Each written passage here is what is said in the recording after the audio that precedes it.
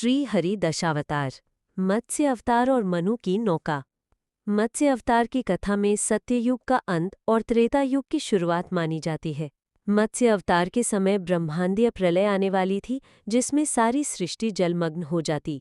भगवान विष्णु ने मत्स्य यानी विशाल मछली का रूप धारण कर मनु महाराज और सप्त ऋषियों को बचाया, साथ ही वेदों और जीवों की रक्षा की। इस घटना के बाद प्रलय का जल उतरने पर नया सृजन प्रारंभ हुआ, जो अगले युग त्रेता युग की शुरुआत मानी गई। मनु को मछली का दर्शन। बहुत समय पहले की बात है। राजा सत्यव्रत, जो बाद में वैवस्वत मनु कहलाए, रोज की तरह सुबह सुबह नदी में स्नान करने आए। वे भगवान के बड़े भक्त थे और हर दिन बड़ी श्रद्धा से नदी में जल अर्पण करते थे। उस दिन भी वे शांत मन से पानी में उतरे और दोनों हथेलियों में पानी भरकर अर्पण करने लगे। तभी अचानक उनकी हथेलियों में एक छोटी सी सुनहरी मछली आ गई। उसकी चमक ऐसी थी मानो सोने की बनी हो, और पानी की बूंदों के बीच वो जैसे चमकते हुए रत्न की तरह लग रही थी। राजा आश्चर्य से उसे देख ही रहे थे कि तभी मछली ने मानो इंसानी आवाज में कहा, हे राजन, मुझे बचाइए, यहाँ बड़ी मछलियाँ और मगरमच्छ मुझे खा जाएंगे। ये सुनकर राजा का दिल दया से भर गया। उन्होंने तुरंत अपने कमंडल को आगे किया और मछली को उसमें डालकर सुरक्षित कर लिया। वे सोचने लगे, मैं इसकी रक्षा करूंगा। राजा को ये नहीं मालूम था कि ये साधारण मछली नहीं, बल्कि स्वयं भगवान का रूप है, जो उनकी भक्ति और करुणा की परीक्षा लेने आए हैं। मछली का बढ़ना।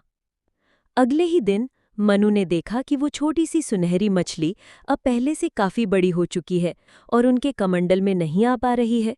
उन्होंने सोचा कि इसे ज्यादा जगह की जरूरत है, इसलिए सावधानी से उसे एक बड़े घड़े में डाल दिया। लेकिन कुछ ही दिनों में वो मछली इतनी बड़ी हो गई कि घड़े में भी नहीं समा पाई। मनु को उसकी चिंता होने लगी, तो उन्होंने उसे पास के एक साफ तालाब में छोड़ दिया। तालाब में आने के बाद भी मछली का आकार लगातार बढ़ता गया। वो इतनी विशाल हो गई कि तालाब भी छोटा पड़ गया। तब मनु ने निश्चय किया कि इसे कहीं और छोड़ना होगा। वे उसे एक बड़ी नदी में ले गए, लेकिन नदी में भी मछली की बढ़ती लंबाई और चौड़ाई के लिए जगह कम पड़ने लगी। अंत में मनु ने उसे समुद्र में छोड़ने का निर्णय लिया, ताकि वो स्वतंत्र होकर रह सके। जैसे ही मछली समुद्र में पहुंची, उसने अपना असली दिव्य रूप धारण कर लिया। वो साधारण मछली नहीं, बल्कि स्वयं भगवान विष्णु थे। मुस्कराते हुए भगवान ने कहा, मनु, तुम्हारी दया और भक्ति की परीक्षा ले रहा था और तुम उसमें सफल हुए हो। भगवान ने मनु से कहा, हे मनु, 7 दिन बाद एक महाप्रलय आने वाली है। उस समय पूरी धरती जल में डूब जाएगी और कुछ भी नहीं बच पाएगा। इसलिए तुम अभी से तैयारी करो। एक बहुत बड़ी नाव बनवाओ और उसमें हर प्रकार के बीज, जड़ी बूटियां, सभी तरह के पशु पक्षियों के एक एक जोड़े और 7 महान ऋषियों को साथ बिठा लो। जब जल प्रलय आएगी, मैं स्वयं एक विशाल मछली के रूप में आऊंगा और अपनी पीठ पर तुम्हारी नाव को सुरक्षित स्थान तक ले जाऊंगा। मनु ने भगवान की आज्ञा मानकर तुरंत कार्य शुरू कर दिया। उन्होंने एक मजबूत और विशाल नाव बनवाई और उसमें सब आवश्यक वस्तुएं और जीव जंतु रख दिए। 7वें दिन जब प्रलय आई, चारों तरफ बस पानी ही पानी फैल गया। पहाड़, जंगल, खेत, गांव सब जलमग्न हो गए, लेकिन मनु की नाव भगवान की कृपा से सुरक्षित तैर रही थी। नाव और मत्स्य भगवान। भगवान विष्णु मत्स्य रूप में प्रकट हुए। उनका शरीर लंबा और सुनहरी चमक वाला था। विशाल पंख लहरों को चीर रहे थे और आंखें तेज प्रकाश से दमक रही थी।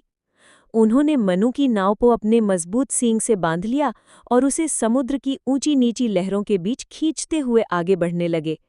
लहरों और तूफानों के बीच भगवान समुद्र के सबसे गहरे हिस्से में गए, जहां हयग्रीव वेदों को छिपाकर बैठा था। भगवान ने उससे भीषण युद्ध किया और अंत में उसे परास्त कर वेदों को वापस ले आए।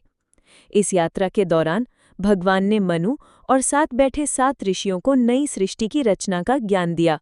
उन्होंने धर्म का महत्व समझाया और वेदों के गहरे रहस्यों को प्रकट किया, जिससे वे नई दुनिया को सही मार्ग पर चला सकें। सृष्टि का पुनर्निर्माण। कुछ दिन बाद समुद्र का पानी धीरे धीरे कम होने लगा, लहरें शांत हुईं और मनु की नाव हिमालय की सबसे ऊंची चोटी पर आकर रुक गई। आसमान साफ था और चारों तरफ नई शुरुआत की खुशबू फैल रही थी, तभी भगवान विष्णु ने मनु से कहा, हे मनु, अब ये पृथ्वी फिर से जीवन से भर जाएगी। तुम बीज बो, हरियाली फैलाओ, पशु पक्षियों को आज़ाद करो और उनके लिए नया घर बनाओ। धर्म, करुणा और प्रेम के आधार पर इस नई सृष्टि का आरंभ करो, ताकि ये युगों तक खुशहाल और संतुलित बनी रहे। भगवान की आज्ञा सुनकर मनु ने श्रद्धा से प्रणाम किया और उनका आशीर्वाद लिया। चारों तरफ शांति और आशा का वातावरण था। उन्होंने पर्वत की चोटी से नीचे उतरकर नई सृष्टि का काम शुरू किया। मनु ने खेतों में बीज बोए, पेड़ पौधे लगाए और हरियाली फैलाने का प्रयास किया। उन्होंने पशु पक्षियों को आज़ाद किया ताकि वे अपने अपने घर बना सकें और स्वतंत्र रूप से जीवन जी सकें। मनु ने 7 ऋषियों के साथ मिलकर धर्म, प्रेम और सद्भावना के आधार पर समाज की नींव रखी, ताकि आने वाली पीढ़ियां सुख, शांति और संतुलन से जीवन बिता सकें।